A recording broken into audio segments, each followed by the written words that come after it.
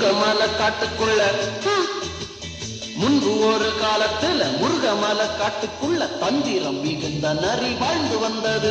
அது காடு விட்டு நாடு தேடி ஓடி வந்தது. என்ன பண்ணிச்சு? ஓடி வந்துச்சு.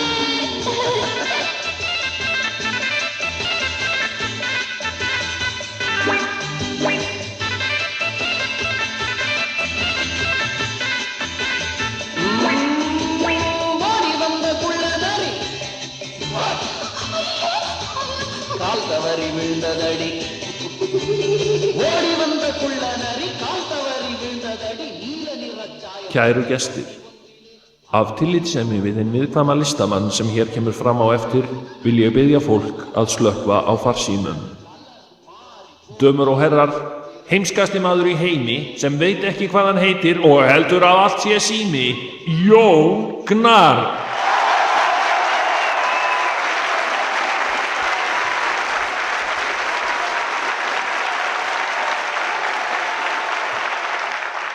Ég langar að byrja á því að lýsa yfir stríði við iðnaðarmenn. Það er ekki hægt að fá iðnaðarmenn þegar ég verið að gera upp eldhús heima hjá mér og það er ekki hægt að fá þá til að koma. Ef maður nær í þá, sko, þeir eru allir með leyninúmer. Og ef maður nær í þá og þá segjast þeir alltaf að koma og svo koma þeir ekkert, sko. Og ef þeir koma, þá nota þeir fyrsta tækifæri þegar maður lítur að þeim til að hlaupa í burtu. Og ég vil bara fá þetta á hreint strax. Og þetta er að vera svona fá iðnaðarmanni, fá pípulækningamann í dag, sko. Þetta er sko, maður þarf að tala um umboðsmann og maður fær ekki að tala við píparann sjálfan. Og svo þeir konum með alls konar kröfur. 20 svört handklæði og grænmetis samlokur við komu. Talaði við rafvirkja daginn sem vildi hafa hreint hvítt handklæði alltaf þegar hann þyrfti á því að halda. Já, ég er bara pirringur. En komið sæl, ég heiti Jón og ég vil bjóða ykkur velkomin. Þessi sýning mín, ég var einu sinni nörd, hefur tekið svolítinn tíma að verða til. Það var að hringja í mig utan á landi frá stöðum sem ég vissi ekki einu sinni verið til. Staðir sem heita Fáskrúðsfjörður og Hólmavík, Akureyri og einhverjum svona plásum út á landi og þá voru að biðja mig um að koma og ræða við fólk einhver málefni. Og oftar en ekki var það tíska. Við erum hérna á Fáskrúðsfirði, Jón. Hvernig eigum við að vera töff? Ég kem á morgun og svona, ég rann blóðið til skyldunar og ég kom og ég sagði við fólk, sko, svona joggingallar er ekki töff. Og þetta svona vatt upp á sig og ég var með fleiri og fleiri málefni og það var ýmislegt sem brann á mér og þó ólíklegt sé að þá liggur mér ýmislegt á hjarta. Ég hef skoðanir á hlutum. Ég er til dæmis á móti almenningsklósettum. Ef það er ekki hægt að gera þetta almennilega, af hverju ekki bara sleppa þessu? Af hverju er ekki hægt að hafa heila veggi á milli klósett?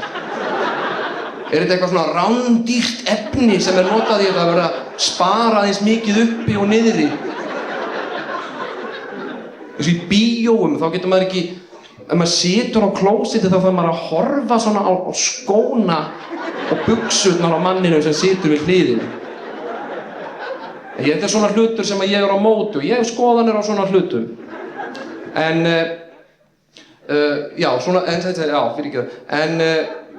sýningin mín varð svona til upp úr þessu og þróaðist svona út á landi og á millistaða og svona, þá var ég að finna málefni og fólk var ofta að spurja mig spurninga, áleitinna spurninga hluti sem það langaði að vita og ég hafði reynd að hafa svör fyrir sem flesta. En síðan hef ég komist að því að það er mjög þreytandi að að tala við einhvern sama hlutin langan tíma og fólk missir áhugan og ég las einhverja grein það að fólk heldur ekki athygli nema í svona 20 sekúndur.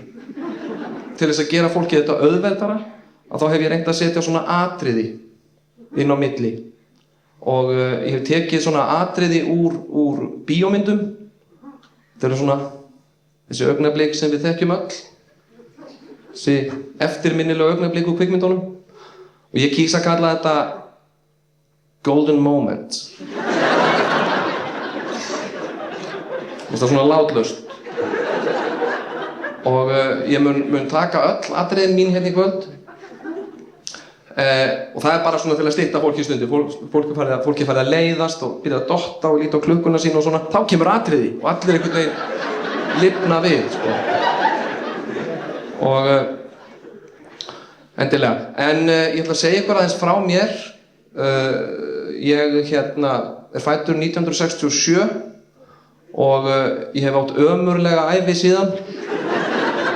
Ég átti hræðilega æsku. Ég fæddur á ömurlegum degi sem er 2. janúar, betur þekktur sem vörutalningadagurinn.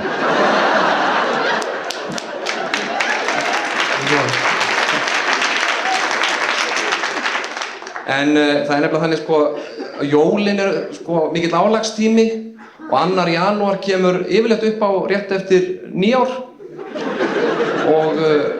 og það kemur yfirleitt upp á skömmu eftir jól og þetta er svona mikill álagstími á fólki. Þá er fólk ofsalega mikið að hugsa einhverja hluti. Það er allir eitthvað að þrífa og það er verið að baka. Það þarf að baka smákökur og kaupa jólagjafir og svona og eyða peningum og það er svona mikið álag á alla og síðan þegar það er búið þá kemur svona afslöppunartími þar sem að fólk er einhvern veginn bara svona í dróma og svo kemur gamlárskvöld og þá yfirleitt drekkur fólk og Íslendingar drekka aldrei eins mikið eins og gamlárskvöld og þá er kannski búin að halda í sér allt árið sko. Ég drekka ekki í kvöld og svo detta allir í það á gamlárskvöld og svo er nýársdagur, þá er það svona hvíldardagur og þá er fólk svona að vakna upp úr 5 og svona og líður illa og svona er bara svona horfa á sjónvarpið og svona. Þá man það oft eftir afmælinu mínu. 2. janúar er á morgun, já. Jón á afmæli og ég glemdi að kaupa afmælisgjöf. Jæja, allt í lagi, en það er miðvikudagur á morgun og allt opið. En það er vörutalning. Allar verslanir Hagkaups eru lokaðar í dag vegna vörutalningar. Það er ekkert opið nema bensínstöðvar. Þannig ég fekk svona bensínstöðvadót þegar ég var lítill. Ég líka! Hæ. Er það 2. janúar? Yes, sir. Samreikist. En, nei. Klöppum ekki fyrir því. Það var svona mínútu þögn. En ég fekk svona bensínstöðvadrasl. Svona plastbílar frá Ólís með svona olíutunnum og svona korgibíla sem ekki hægt að opna hurðirnar á einu sinni. Og svo fekk ég svona tvist og smurolíu og rúðusköfur og svona dót. Og það skemmtilegasta kannski er þeir með húfur inni. Vera með allir búinn svona. Sitja inni og það fyrir að snjóa. Hjúf, gott að ég er með húfu.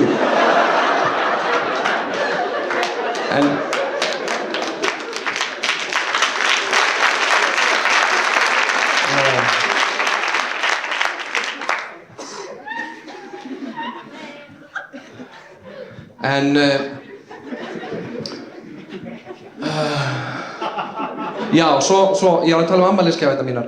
Svo fekk ég svona ilmkalla, svona ilmspjöld til að hengja í spegla. Það var eiginlega það sem ég lék með mest með. Því það voru einhvern veginn svona kalla, það var eins og Action Man. Það var alltaf svona kallar einhvern veginn á sundskýlum. og ég átti svona furunála kall og vanillu kall og svona má láta þá berjast og ég er furunála kallinn og svo var kannski að láta þá berjast að því kom tvistur svona á sko þannig að það var svona ég gat fundið mér alveg ótal leiki sko en ég átti enga vini og ég mun koma inn á það seinna og sem sagt foreldrar, eins og ég sagði, foreldrar mínu voru mjög aldraðir þegar þau eignuðust mig. Mamma mín var komin úr barneign, var orðin 45 ára og það er ekki ætlast til þess að konur sé mikið að eiga börn þá og hún fór og hitti lækna og þeir skoðu hana og henni var sagt að það væri svolítið riski sko. Það væri svona 50% líkur á því að ég yrði eitthvað skrítinn. En ég slapp fyrir hot.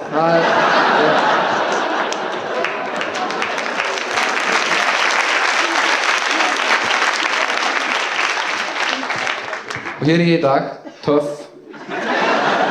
En það er líka heila máli, ég hef ekkert alltaf verið töff. Ég var einu sinni nörd. Fólk á mjög bátt með að trúa því, en það er satt. Og ég mun líka koma kannski aðeins inn á það hver lykillinn er að því að vera töff. Að vera cool. En svona besti vinur minn og eiginlega eini vinur minn þegar ég var barn var amma mín. Og hún var eldri en foreldrar mínir. Hún var alveg 90 ára eitthvað svoleiðis. Og hún var svona leikfélagi minn.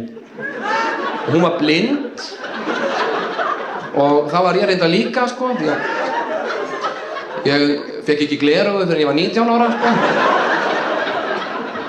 og stundum þegar ég var kannski að leika með tvist og smurolíu og eitthvað og svona þá var maður stundum meina hversu lengi getur maður leikið sér með tvist það eru takmörk þannig að ég rölti stundum inn til ömmu hún var í herberginu við hliðina á mér sko af því að mamma og pappi voru yfirleitt einhvers staðar að spila bridge og þá rölti ég stundum inn til ömmu og sagði hérna eitthvað hæ amma eitthvað já hæ vinnur ja, hún sagði ekki hæ, hún sagði halló já, halló vinnur og horfði aldrei á mig, horfði alltaf eitthvað þangað ef ég var hérna þá horfði amma þangað og blessaði vinnur mig og ég sagði hlakkar ekki til jólan amma nei það ger ég ekki. En mikið hlakka ég til að deyja. Því að ekkert fannst ömmu minni en skemmtilegt umræðuefni og dauðinn. Og hún kenndi mér eiginlega allt sem að ég þurfti að vita, sko. Það var það mesta tilhlökkunarefni í lífinu, það var í dauðinn. Og við sátum oft við amma og spjöllum dauðan fram og aftur. Og hún hérna var mjög trúið kona og hún kenndi mér að biðja.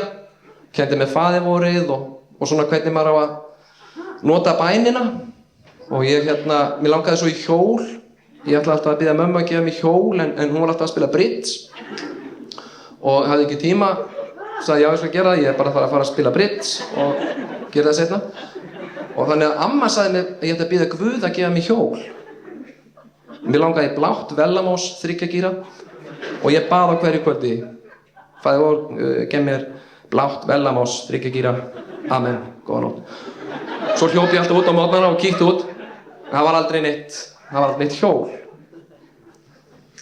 svo bara fattaði ég þetta ég fór og ég stal hjóli svo bað ég Guð að fyrirgefa mér og hann gerði það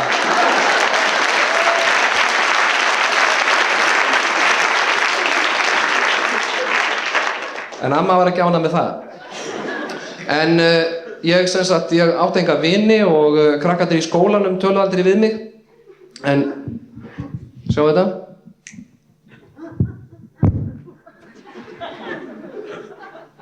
var þetta ekki flott?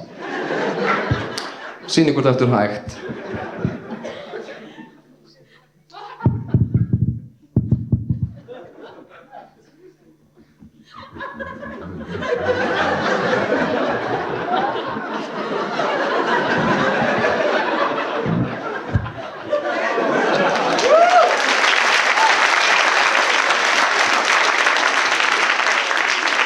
svona vík mér undan, vil ekki slá mig í andlitið með mikrofónunum, það fátt hallærislegra og ég svona fagmaður, þið sjáið að þessi handtök eru öll fagmannleg vegna þess að ég hef gert þetta svo oft og pælt mikið í þessu, en fólk gerir það ekkert alltaf, maður sér menn svona sem að hafa ekki nefnt að stúdera mikrofónstatíf oft slasa sig og þetta er miklu hættulegra heldur en það virðist og maður hefur séð svona ömurleg atriði sko.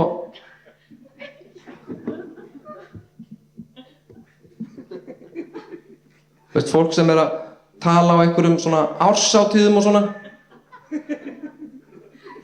þetta er stillingaðanatriði að það er svona, maður hefur séð sko menn sem að svona komið på svið bara rétt til að segja nokkur orð svona, já, komið þið sæl og býð ykkur velkomin hérna á þessa árshátíð en ástæða þess að við komum hérna saman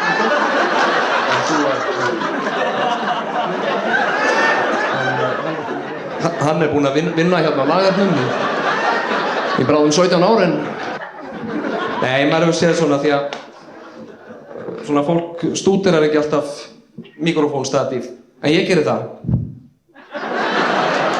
já, töff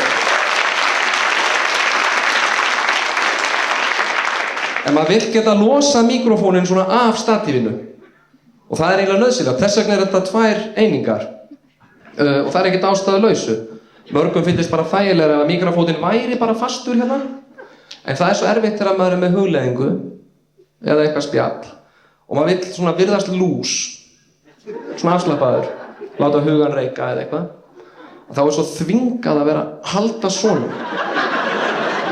já, látum nú hugan reika það er svolítið þannig ég er svona að losa hann en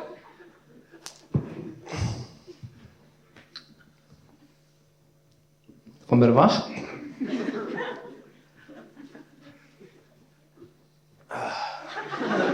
íslenskt vatn það er tekið eftir því, það er alltaf á umbúðum ef maður kaupir sér eitthvað svona einhvern safa, það er ekki bara vatn það er íslenskt vatn hverjum datt í huga að það væri eitthvað annað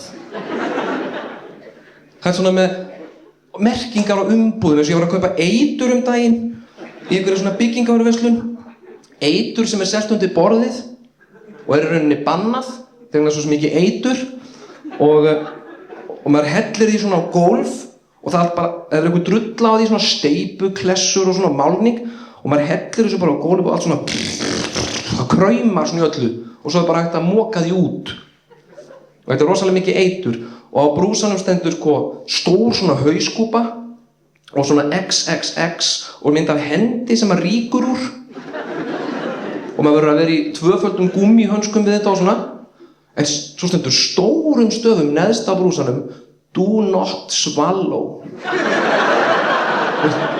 hverjum dytti það í hug og það stendur ekki sko do not taste eða do not drink nei, do not swallow þú veist, allir menn hafi verið að gera þetta það er kannski þess vegna sem þetta var bannað menn hafi verið að koma í byggingavöruverslun og lauma og svona en eins og ég sagði ykkur ég hérna átti enga vini og krakkarnir í skólanum töluðu aldrei við mig nema rétt á meðan þau voru að berja mig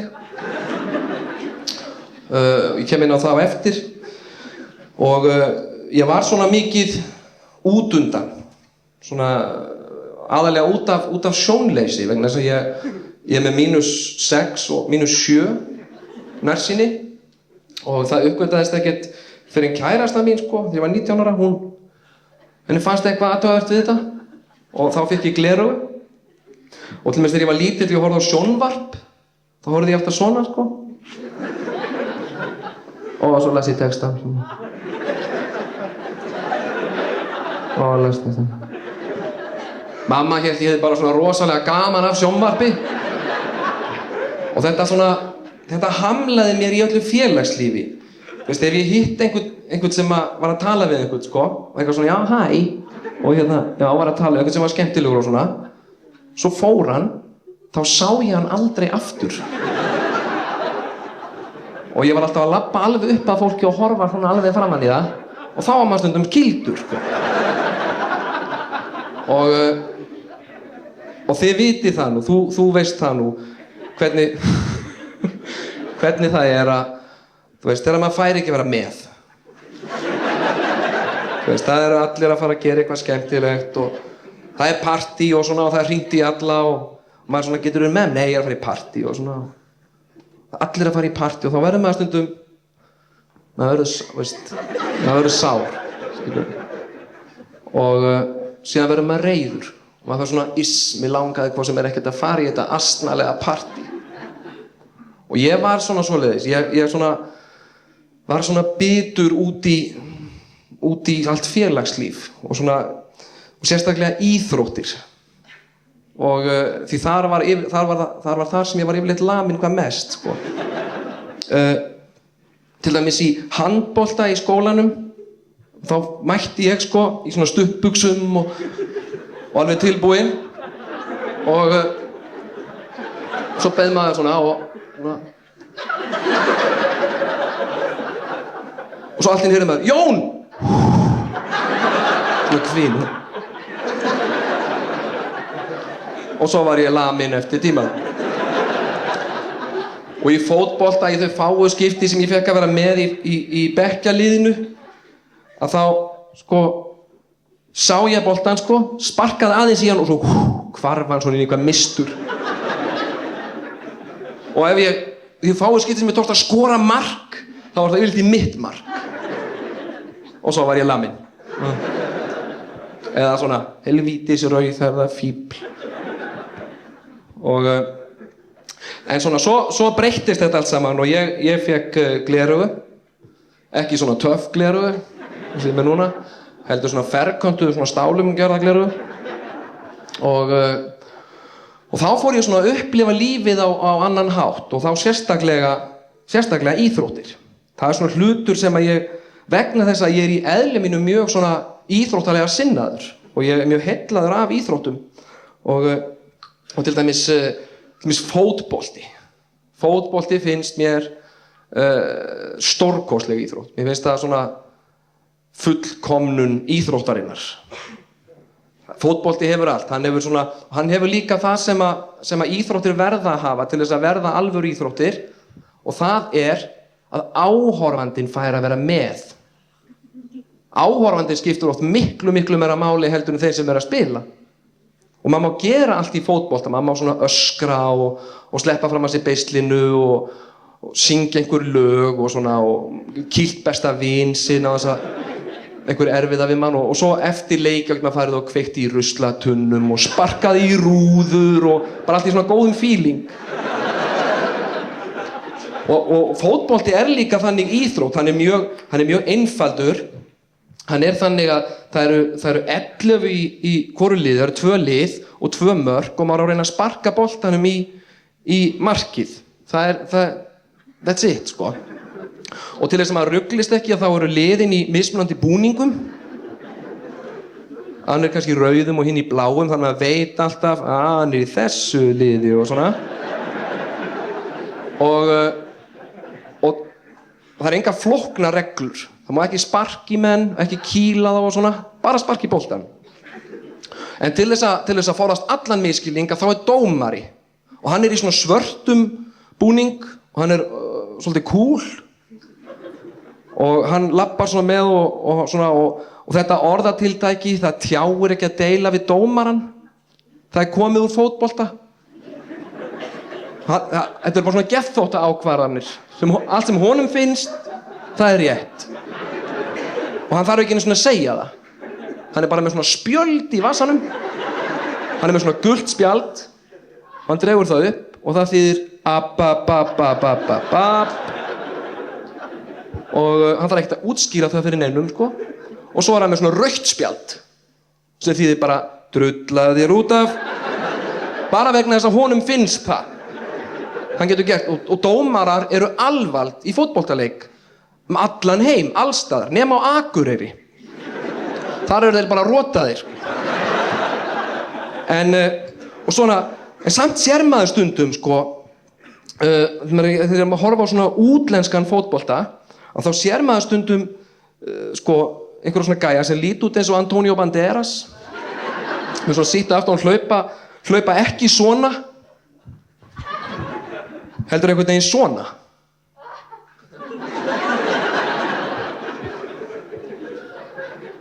Og þeir eru eitthvað svona í fótbolta, svo allt í einu flautar dómarinn og dreifur svona gult spjald.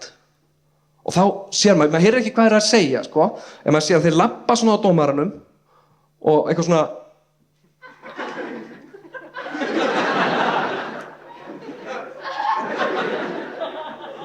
og dómarinn stendur alltaf svona og svo allt í einu dreifur hann upp rautt spjald. Og þá verða þeir hissa.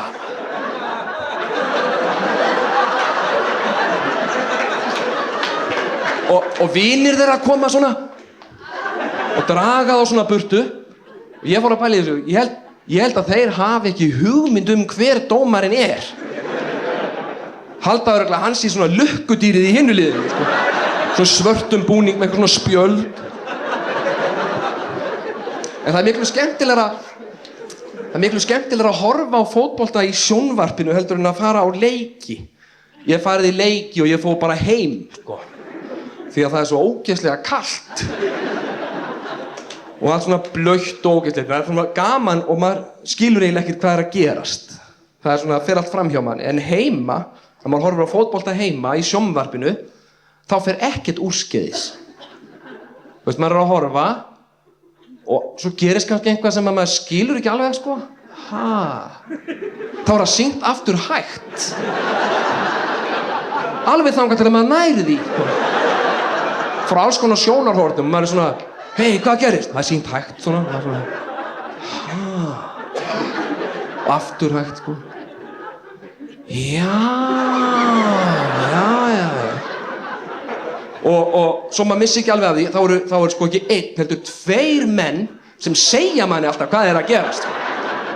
Og þeir segja líka, sko, minna mann á allt sem er búið að gerast og svo reifa þeir allt sem hugsanlega gæti gerst. Þannig að maður er alltaf alveg safe. Og þetta finnst mér svona sem íþróttaáhuga maður, vegna þess að ég hef lítið tekið þátt í íþróttum. Svona, en meira kannski hort á þær, svona úr fjarska.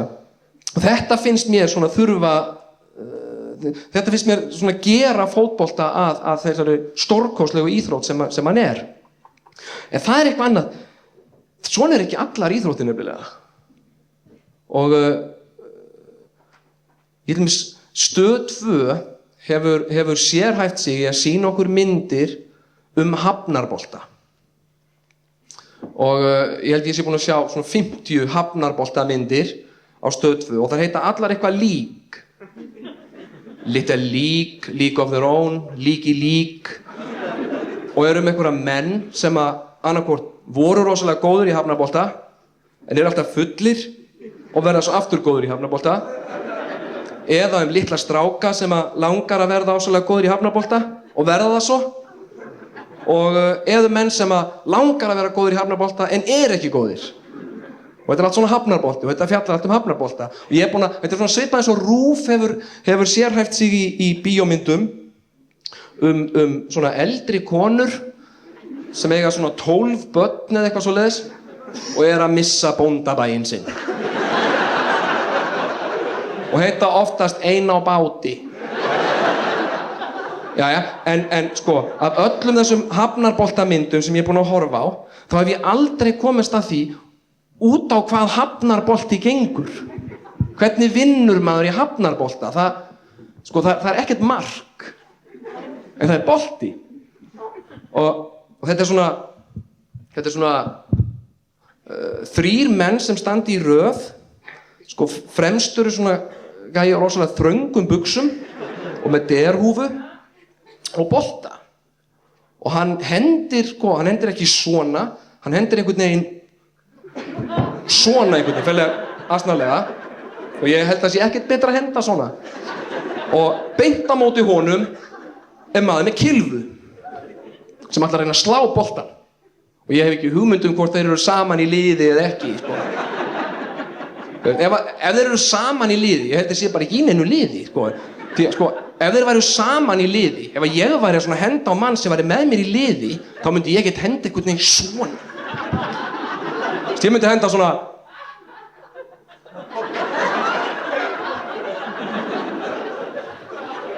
og ef hann væri ekki með mér í liði, þá myndi ég bara gera eitthvað svona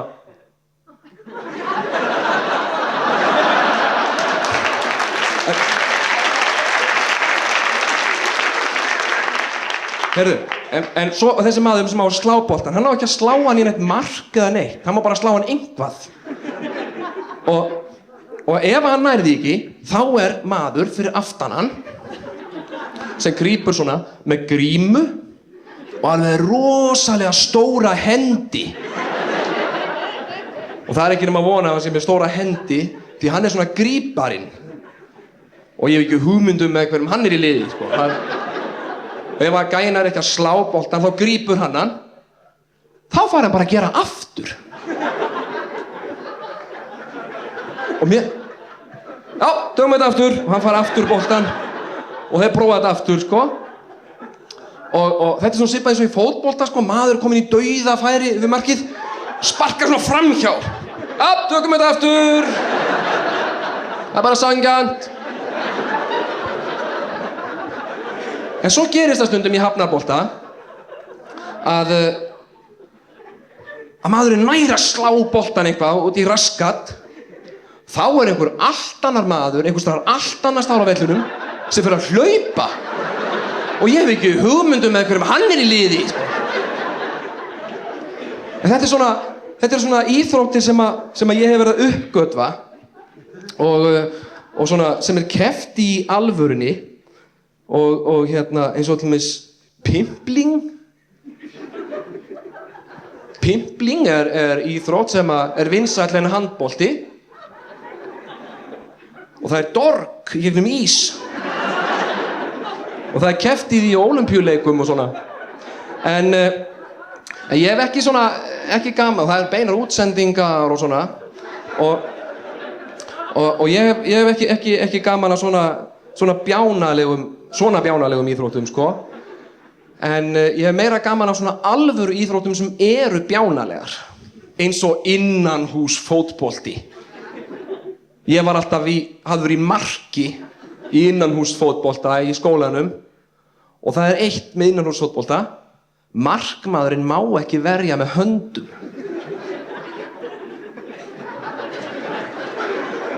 Þannig að ég stóð bara svona í markinu. Og svo allt í einu svona BÚM! Fékk maður boltann í hausinn og það brást ekki, það kom einhver hlaupandi, klappaði svona á öxlina á mér og sagði: Góð fórn, Jón, góð fórn. Þetta næst asnalegasta íþrótt í heimi. En asnalegasta íþrótt allra tíma þessi hérna.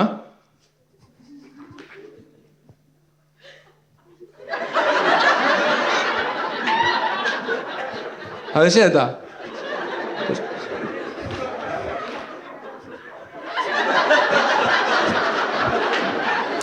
Þetta heitir ganga. Og þetta ekki fíblaræði, þetta alvöru íþrótt. Málið sem sagt að menn labba og með ekki hlaupa. Þá þeir dæmdir úr leik. Og þetta svona pínulitlir kallar með svona kúlulegu mjaðmir, sko. Þeir geta skotið mjöðmónum á sig alveg hingað, sko. Og þetta ekki hættulegs íþrótt. Eins og ég ekki fyrst þegar ég sá þetta. Þetta bara stór hættulegt. Vegna þess að þeir eru alltaf að fara úr lið. Alltaf svona...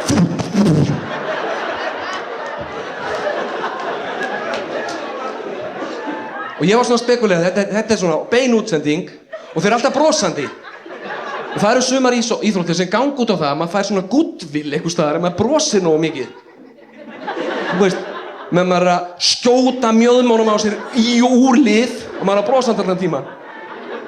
Þetta eins og rúmönsku fimmleikastúlkurnar sem koma svona hlaupandi, hoppa svona einhvern gorm, svona doing og kastast einhverja 50 metrar upp í loftið og fara svona í hring og lenda á maganum á einhver svona slá og kastast aftur fyrir sig og lenda einhvern veginn og grípi einhverja slá og slóing og kastast fram og aftur og lenda svo alltaf svona. Þú veist, eins og þetta hefði verið rosalega gaman. Og þá fá þær eitthvað svona goodwill, það veit ég af hverju. Eða eitthvað bjánalegast, það er íþrótt. Þú veist, það er svo sýrutripp, sko. Hérna, æfingar með borða. Og það er bara...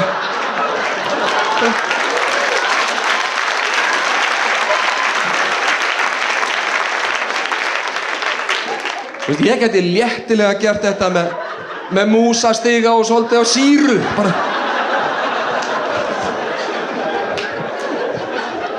En það er keppt í þessu ólympíuleikunum og fólk er að æfa sig í æfingabúðum.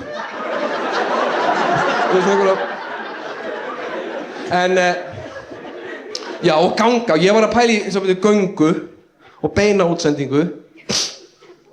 Að, veist, hvað er labbi langt? Hvað? 10 kílómetra eða eitthvað, sko? Nei, 50 kílómetra. Þeir labba 50 kílómetra og maður aldrei hlaupa. Veist, og maður er alveg marga klukkutíma að labba 50 kílómetra og brosa allan tíman. Og rosalega hlýtur að vera freistandi, sko, þegar maður er kannski búinn að labba og markið er hérna, sko. Maður alveg...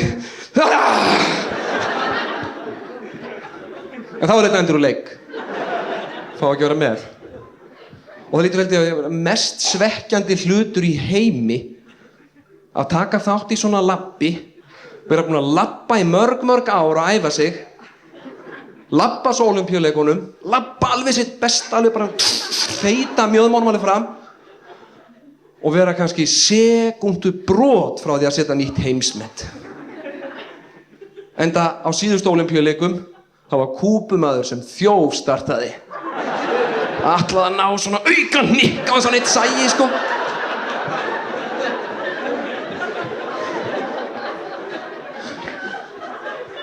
En þessi íþrótt hefur ekki náð mikilli útbreiðslu á Íslandi og kannski líka vegna þess að hún er asnaleg og svona Íslendingar eru uppteknir að og það er einhvern veginn í okkur, við eigum að vera svona í töff íþróttum. Íslendingar eru góður í júdó og svona og ég er ekki að, sko, þegar maður er að tala um Íslendinga og íþróttir, ég er ekki að tala um skák. Skák er ekki íþrótt. Það er hobby fyrir nörda.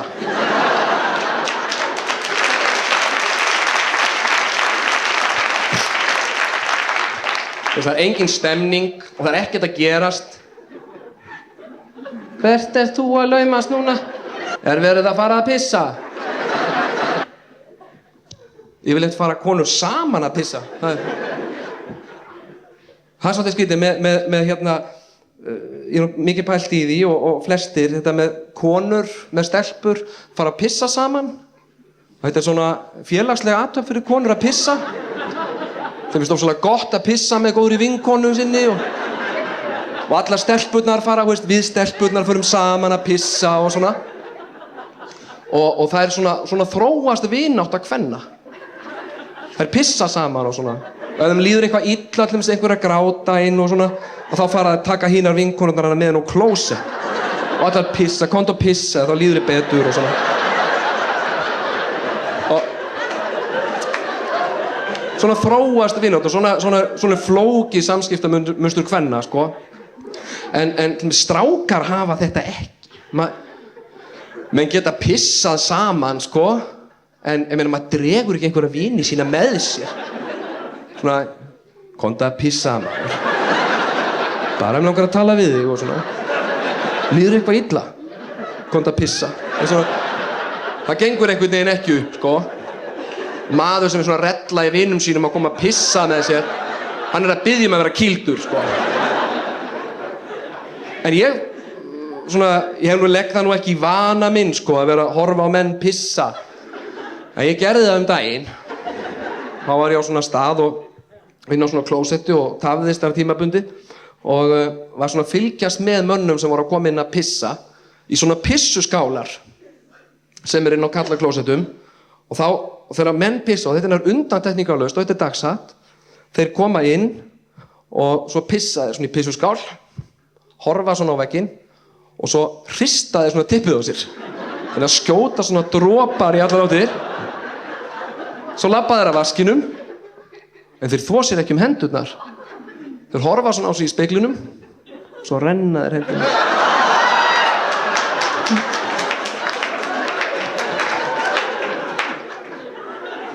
En það séð maður oft karlmenn svona á veitingastöðum og svona, áður en þeir tala við einhvern þá gera þeir svona einhver pissulykt á mig.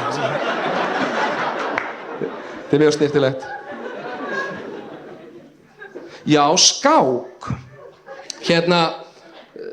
Skák. Það er engin stemning í skák. Man má ekki, skák er ekki íþrótt. Samt er búið að vera að tróða þessin í íþróttablað Morgunblaðsins. Alltaf að lesa Jón L. Árnason, eitthvað eins og mér sé ekki drullu sama. Og eitthvað skákmót á Hornafirði. Þetta er ekki íþrótt.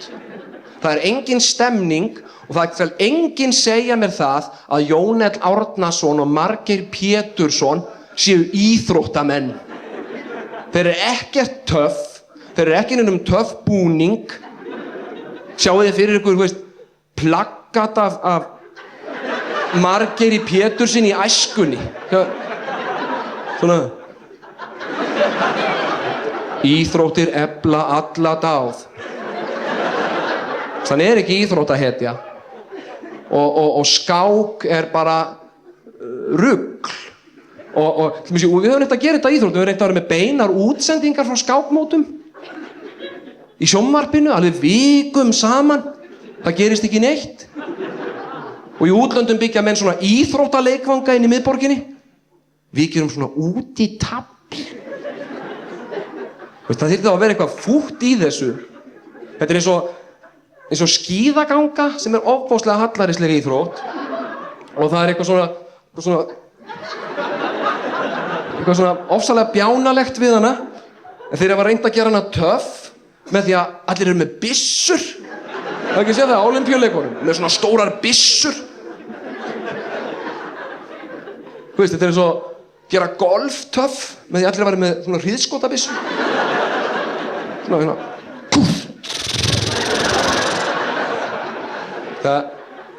Maður á að ganga alla leið, Svona blóðskák. Svona nördar í köflóttum jökkum, eru alveg á útítaflinu, og með byssur. Og svo drepa peð, þá er það einhver nörd, Því þá drepur maður nördinn, í alvörunni. Ég held að það myndi gera skákina miklu vinsælli, heldur hún er. En svona, við höfum verið að reyna að finna okkur svona þjóðaríþrótt og það var lengi vel handbolti. Handbolti var þjóðaríþrótt Íslendinga meðan við gátum eitthvað í handbolta. Svo snarhættum við því og nú er fótbolti þjóðaríþrótt Íslendinga. Og nú erum við farin að vinna alls konar bara lönd í fótbolta sem við áttum ekki séns í hérna áður. Kamerún og Dagestan og svona lönd, sem voru að mala okkur fyrir nokkrum árum. Við erum að valta yfir þetta lið núna. Því það er líka stríð í öllum þessum löndum, allir bestu leikmennirnir eru dauði, þannig að komum við sterkinn, mölum þá. Og svona, við skiptum svolítið þjóðaríþróttir bara eins og nærföt. Bara hendum í nýja þjóðaríþrótt. En mér finnst svo skrítið að Íslendingar skuli ekki geta neitt á skíðum. Það finnst mér alveg magnað. Það er snjór hérna á þessu landi allan ársins hring nema rétt yfir jólin. Það hlýtur einhver að geta gefið sér tíma til að æfa sig á skíðum. Nú hef ég persónulega aldrei farið á skíði en ég hef séð þetta oft í sjónvarpinu og þetta er ekki flókið. Það er svona 3 megingerðir af skíðaíþróttinni. Það er brun, svig og stökk. Skíðagöngu tel ég ekki með. Ég ætla að sýna ykkur hvernig þetta er. Þið sem ekki hafi séð þetta. Og það er eitt í sambandi við skíðaíþróttina hún fellega hallarisleg sko og ég veit það, en menn í töff búningum, svona rossinól þröngum búningum með svona púðum og svona og það eitthvað svona norskt við skíði, það svona, það má ekki segja neitt svona áframing, maður Stenmark eða eitthvað svona, það verða allir að segja oi, oi, oi, oi, oi, oi, oi, oi, oi, oi, oi, oi, það bara regla, annað bara bannað, það bara einhver maður í Noregi sem ákvað það, þegar menn renna sér á skíðum, þá verður sagt oi, oi, oi, oi, oi, oi, oi, oi, og svona, og norðmenn eru mjög framalega, mesta íþrótta, ég var að skoða, nótabeini ekki lesa ekki norsku, en ég var að skoða hérna norskt blað og þar aðal íþróttahetja norðmanna sem heitir eitthvað Knolle Tottesen eða eitthvað svoleiðis, sem svona mjórauðarur gæi eitthvað, hafið þið séð hann? Hann oft í Morgunblaðinu líka, íþróttablaðinu, og með svona húfu og það. Og hann hann töff, hann í flottum búning og svona, og hann góður á skíðum, þetta gætum við líka, sko. Nó. En ég ætla aðeins að sýna ykkur hérna hvernig þetta Ég ætla að taka fyrst hérna svig, mjög auðvelt.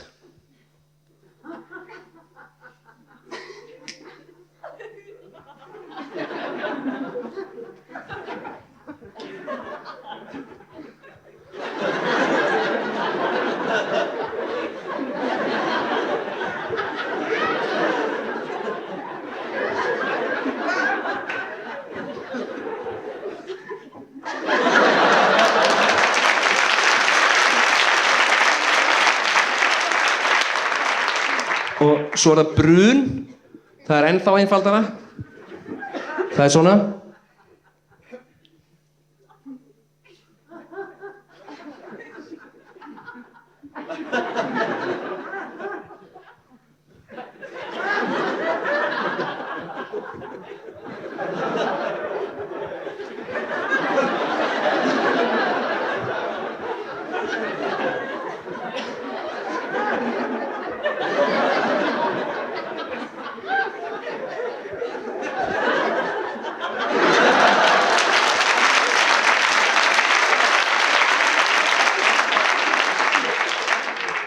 Og svo að lokum stökk, sem svona hættulegast af þessum íþróttum, ef maður lofthræddur.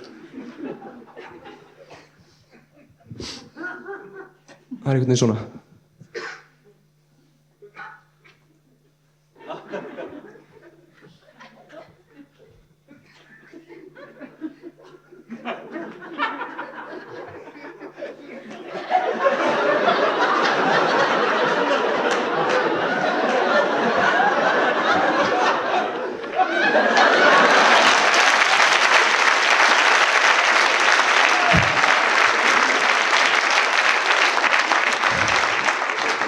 Piece of cake. Alveg rosalega einföld íþrótt. En við getum ekkert á skíðum og eini maðurinn sem hefur eitthvað að geta eitthvað, Kristín Björnsson, hann núna með námskeið fyrir gamalt fólk, hvernig ég að detta. Og ég var að horfa á daginn á Eurosport og þar voru svona rosalega mikið af frægum skíðaköppum að keppa á og svona, og þetta var beinútsending og Kristinn Björnsson var þar og hérna hann lenti í eitthvað 73. sæti eða eitthvað af 73 keppendum og viti menn og setti nýtt Íslandsmet. Svo verður ekki að grína þessum manni og hann miklu betri við öll til saman, sko.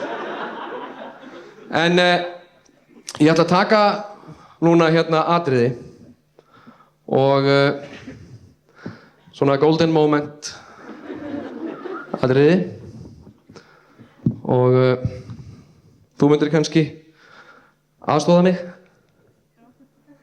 Gjörðu svo vel.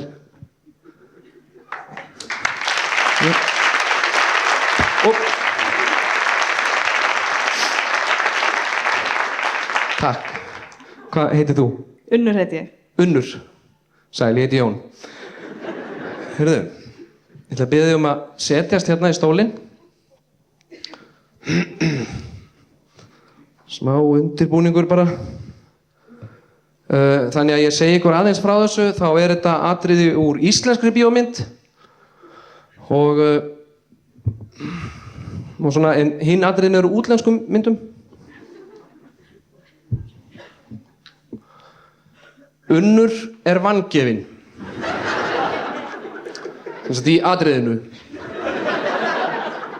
Og hún svona að drekka kakó sem að ég nýbúinn að setja svefnlyf í. Og ég bara á nærbuxunum og ég í þeim skítugustu nærbuxum sem að þið hafið nokkuð tíma séð. Við erum að tala sko bremsuför alveg svona fram og aftur.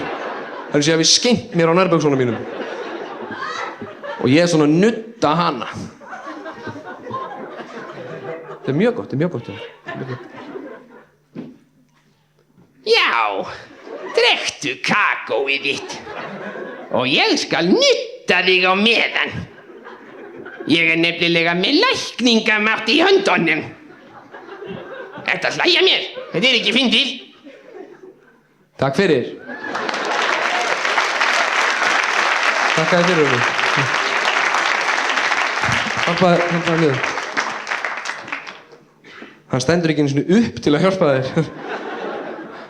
En já, þetta atriði úr Óðali feðranna. Sveinn Meiðsson og vangefnastúlkan. Rétt áður en að nauðgar henni.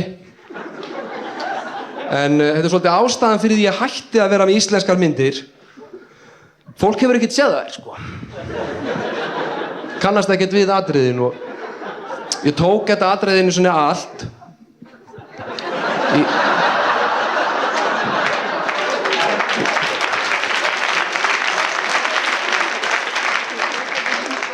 Tók þetta í Fjölbrautaskóla Vesturlands. Það var enginn sem hló. Það var enginn séð atriði, kannaðist enginn við það. En nú þurfum við að gera örstutt hlé áður en allir drepast hérna inni. Og ég mun svo mæta aftur eftir smá stund. Takk í bili. Takk.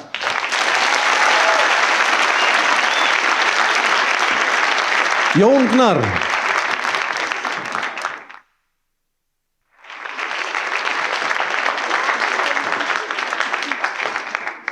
Já, komið þið sæl aftur. Fyrirgefið þessa töf.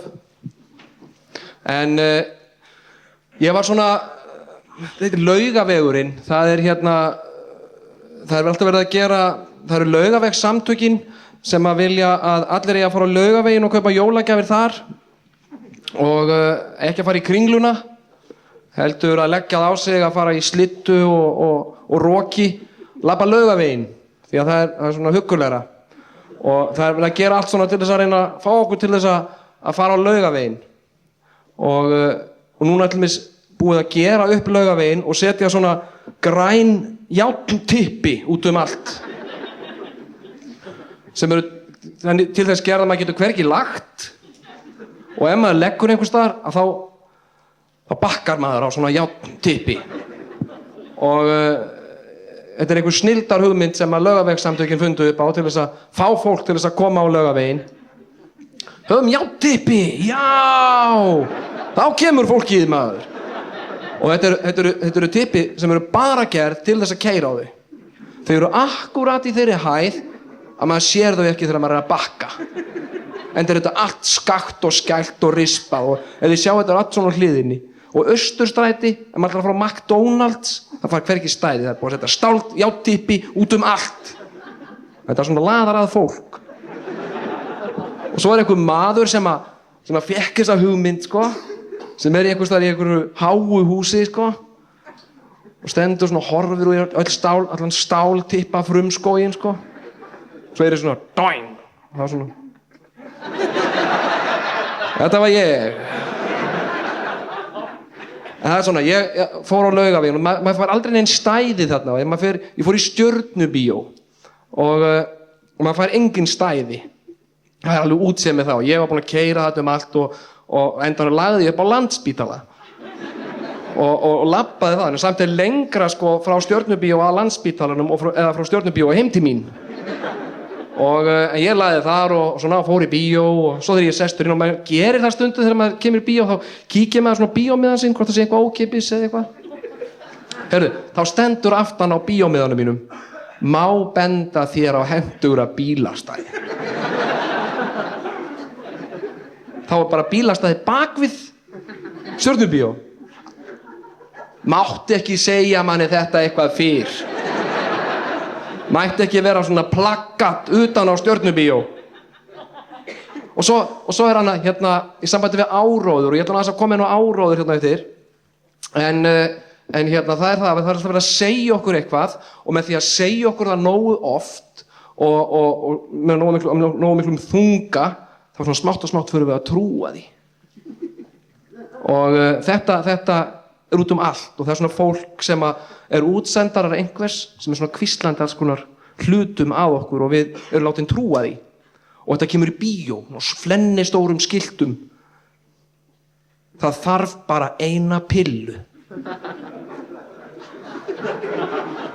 Við vitum það þarf ekkert eina pillu alltaf.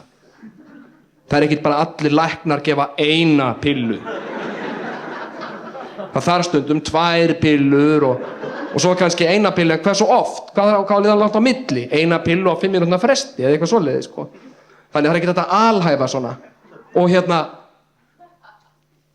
að kissa reykingamann er eins og að sleikja öskubakka. Þetta er bara bull. Ég hef sleikt öskubakka. Og ég hef kysst fólk sem reykir og það er ekkert svipað. En bara með því að segja þetta sko, að þá eiga allir að fara að trúa þessu svona. Og einhver ammæli sko sem er að reykja. Já, til hamingju með ammælið. Já, nei. En ég ætla að taka fyrir ykkur hérna atriði sem er úr Golden Moment seríunni minni. Og þetta er úr bíómynd, útlenskri bíómynd. Þetta er atriði úr mynd sem að fjallar stelpu sem að fer í siglingu með mömmu sinni á alveg rosalega stóru skipi, einhvern tímann alveg 1700 og súrkál, og skipið er að sigla einhvers staðar á Dornbanka og þá siglir það á ísjaka og sekkur. Og það er búið að vera rosa góður feelingur, það er búið að vera partí og rosalega gaman.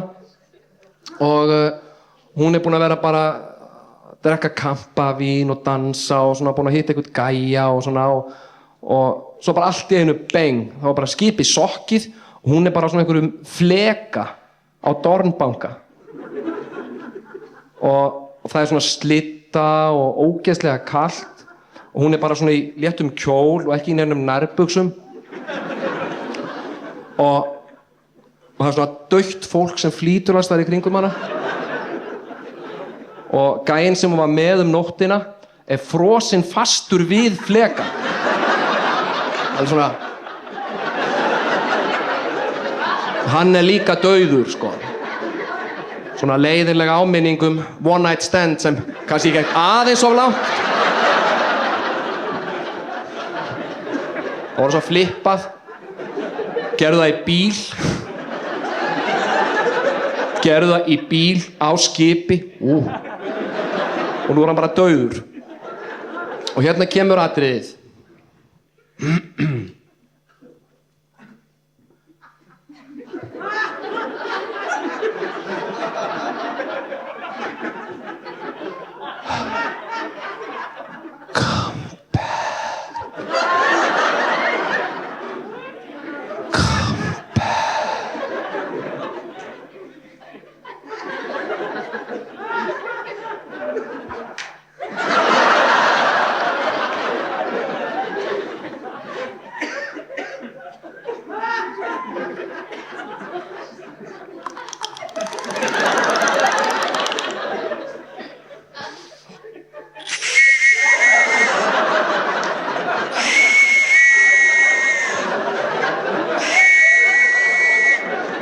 Takk fyrir.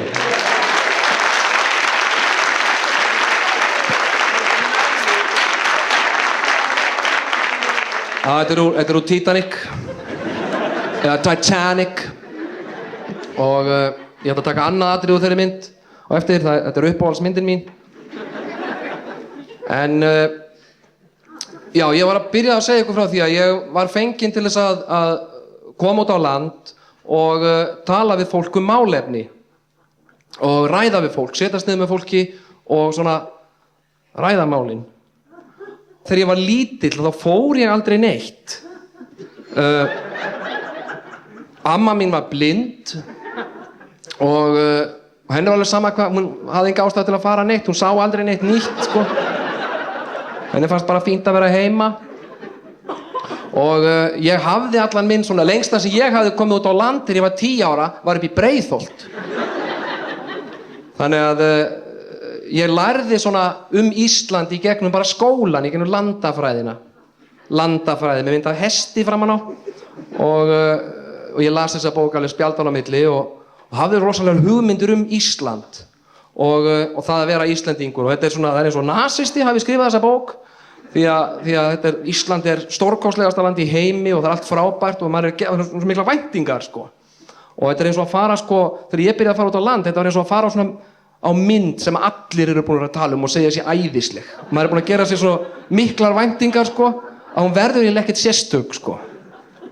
Og öll ljóðin sem maður lærði í skólaljóðunum, hérna þykka bláa bókin, öllum Esjuna. Esjan, bara stórkostleg Esjan þetta og Esjan hitt. Þannig að og Geysir, sem að er sem sagt, rosa mikið vatn sem að spýti svona ógeðslega langt upp í loftið og það er ógeðslega flott nema ég fór að skoða því Geysi og það er ekki vassdropi í honum þetta er bara svona græn hola og ekkert töff við hann í rauninni sko. En þegar ég byrjaði að fara út á land þegar ég fekk bílpróf þá byrjaði ég á því að keyra í kringum Esjuna það fyrsta sem ég ætlaði að gera keyra í kringum Esjuna og skoða hana.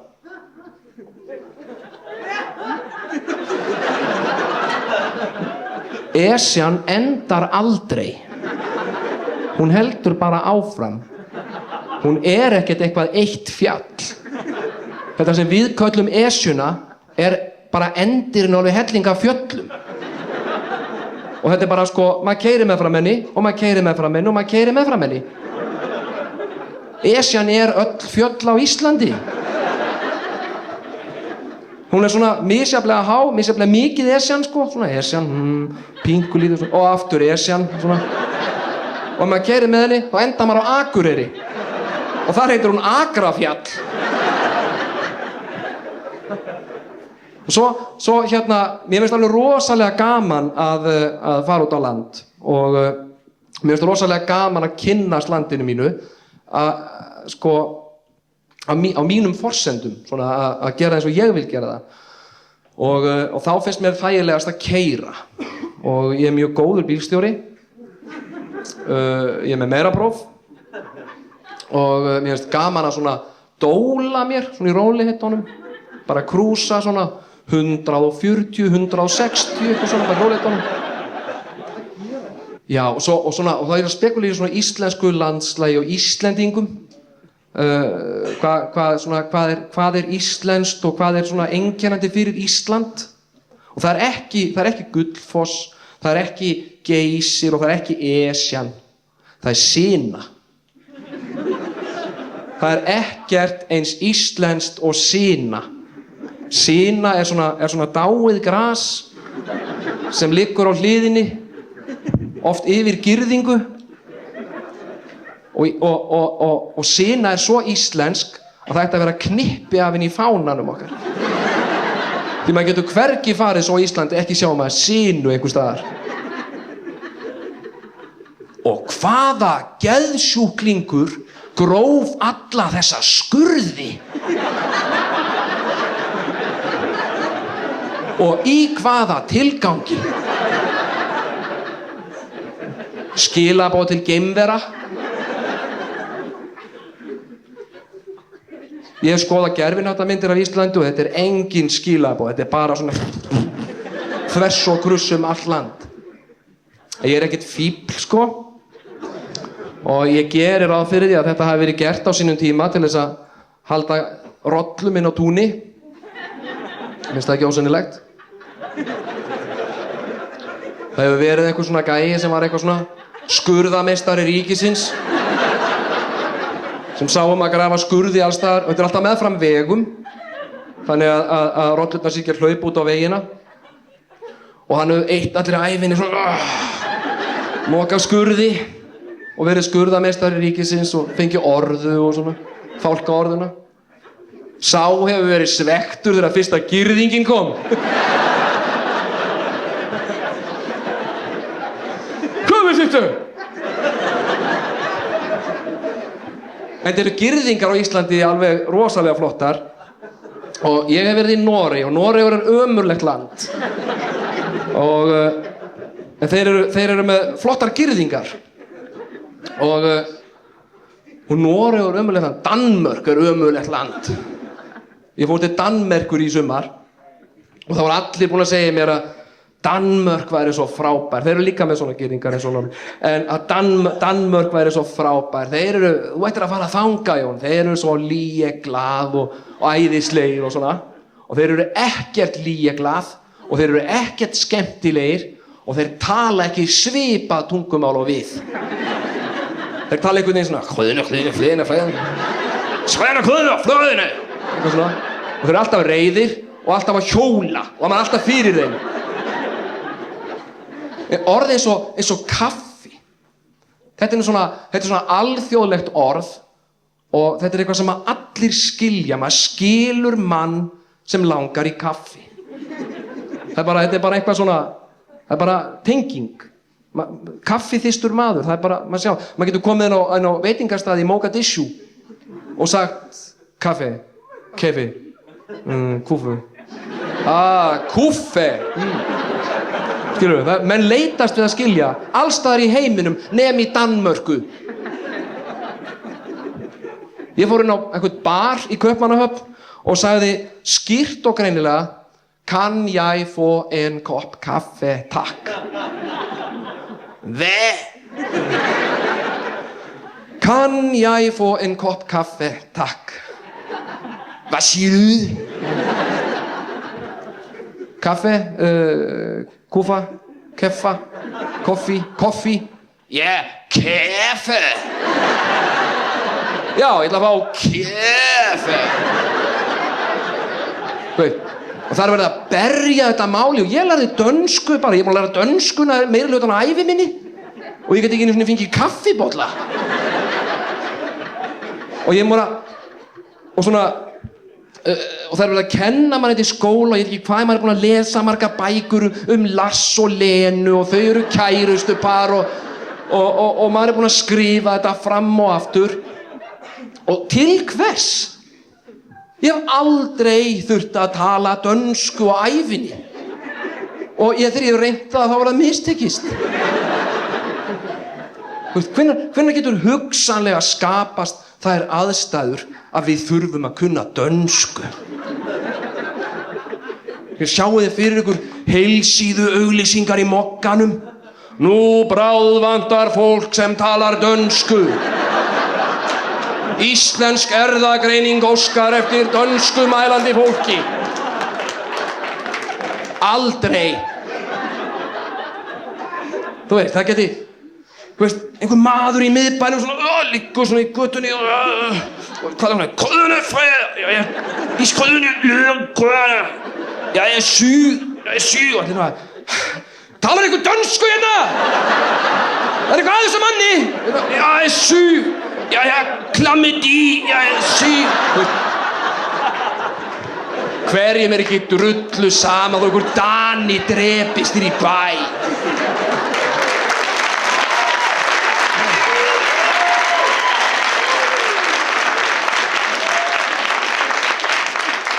En þeir eru með flottar girðingar.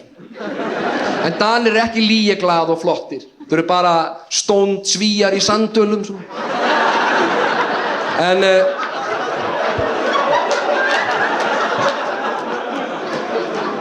Þeir eru með flottar girðingar.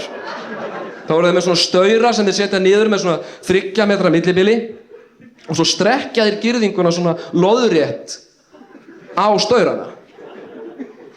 Svolítið öðruvísi en við að venjast. Á Íslandi leggur maður girðingar þannig að maður rúllar þeim bara svona eftir jörðinni og hendir svo reka við það drumbum svona yfir það. Já, þetta heldur öllunum örglega. Það er eins og að sé ykkur lög á Íslandi að girðingar megi ekki vera hærra en þetta. Bara svo að hamstur geti hoppað svona. Og þar komum við að einhverju stærsta náttúru undri Íslands sem er kindin. Sem að stendur í þeirri trú að hún sé kóróna sköpunarverksins. Ég á póstkort heima hjá mér með mynd af kind og þetta er svona áróðursmynd frá kindum og stendur undir henni The Icelandic Sheep og hún er einhvern veginn svona og þetta er svona hrein og svo sé nýkomin úr sturtu sko og hún er svona stolt. Ég er kind og ég er stolt af það. Ég læt ekki bugast eða sameinaðar stöndum vér. Kindur eru ekki svona í alvörunni. Það er allar með ullina svona lafandi niður um sig, grútskítugar og með kúkin úr sér dinglandi svona í rassinum á sig. En þær spila sig rosalega cool. Og það eru svona, það eru fleiri kindur á Íslandi heldur en menn. Og þær standa í þeirri trú að þær muni taka yfir einhvern tíma. Og það er það sem þær eru að tala um á nóttunni, sko. Það var ein að segja svona sögur, sko. Í framtíðinni, krakkar, verður þessi landi stjórnað af kindum. Ekkert meira réttir og kjaftaði.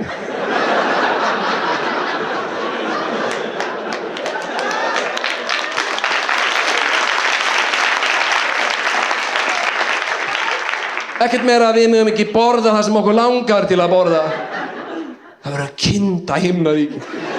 En þær eru alveg stórkostlega. Þær spila sér rosalega cool. Þær eru alltaf eins og Robert De Niro. Og svona...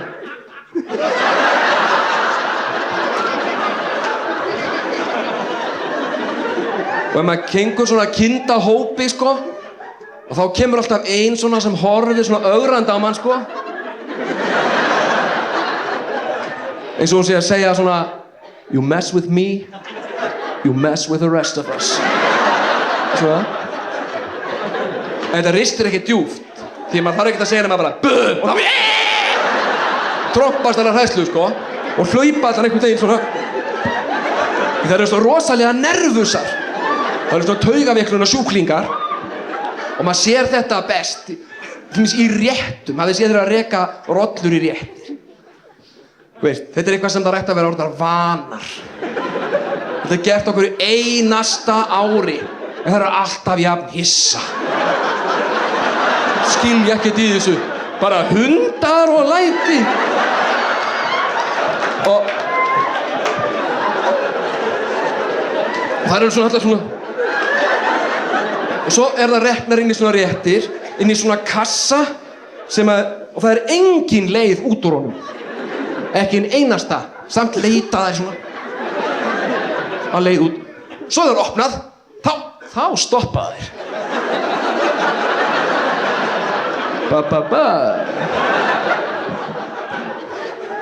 Ég held nefnilega, sko, það kindur eru eiginlega eins og ofvaxnir hamstrar. Ég vissum að maður myndi búa til svona rísastórt hamstrahjól og láta svona kind í það, sko. Það myndi bara hlaupa í því.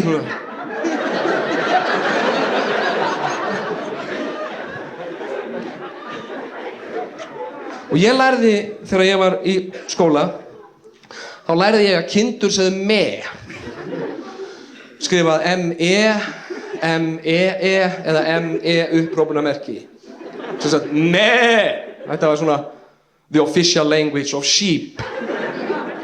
En þetta er bara bull, þær segja ekki me. Þær segja BE. Þetta er hljóð sem að kindur gefa frá sér. BE. Svona frekjulegt, yfirlætislegt. BE. Ég á rétt á því, ég er kind. BE. Ég heimta það núna. BE. Þetta er svona tala kindur. Nema lömb segja me. Lömb segja alveg rosalega sætt me. Það er einhvern veginn eitthvað það alfallegasta hljóð sem að ég hef nokkuð tímann heyrt. Það segja einhvern veginn svona me. Það er eitthvað alveg bara ég fæ tár í augun og svona fiðring í magan, sko. Me. Það er svona maður beygir af einhvern veginn og þetta er hljóð sem að fer beint í hjartað á manni, sko.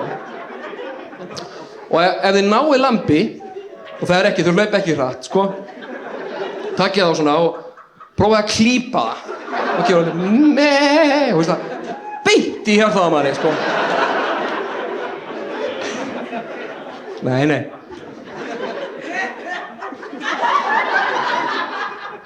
Maður á ekki að klípa lömb og ljótt að segja svona.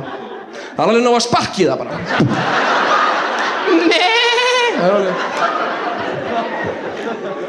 En svona að fylgjast með kindum, það er skemmtileg mannfræði, sko. Það er hérna virðast svona ráfa svona frekar stefnulaust en það er bull. Það er ein sem ræður í svona kindahópi. Hún er svona yfir kindin og hún tekur svona fórustuna og hinnar eru bara svona meiri svona þrautakóng á eftir henni. Og svona Robert De Niroast bara svona í góðum fílum.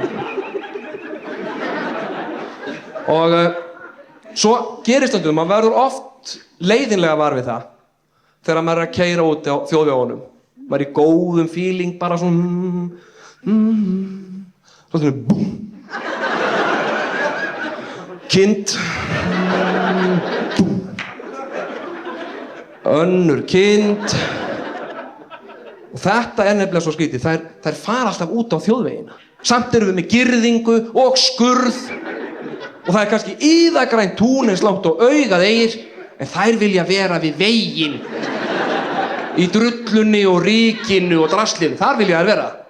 Því þær halda að það sé eitthvað svona, það sé cool að vera þar. Og ég held að þetta gerir stundum, kannski er yfirkindin eitthvað að breyma eða hvað það heitir. Og lóðari eða eitthvað. Og allt með að hitti hrút eða eitthvað, sko. Bú! Hvað svona kemistri í gangi, sko. Erotík. Þá svona nervusast hinnar einhvern veginn yfir girðinguna, onni í skurðinn og upp á veginn. Þar finnst þeim gaman að vera. Þar eru sallarólegar og þær taka lömbin sín með. Og ég held að þetta sé svolítið, þær sjá okkur, sko, keyra þjóðvegina og henda svona drasli út úr bílunum og þeim langar að smakka. Svo þess vegna sér maður oft svona kindur við vegkantinn svona með hálfan Winston pakka út úr sér. Fuck you!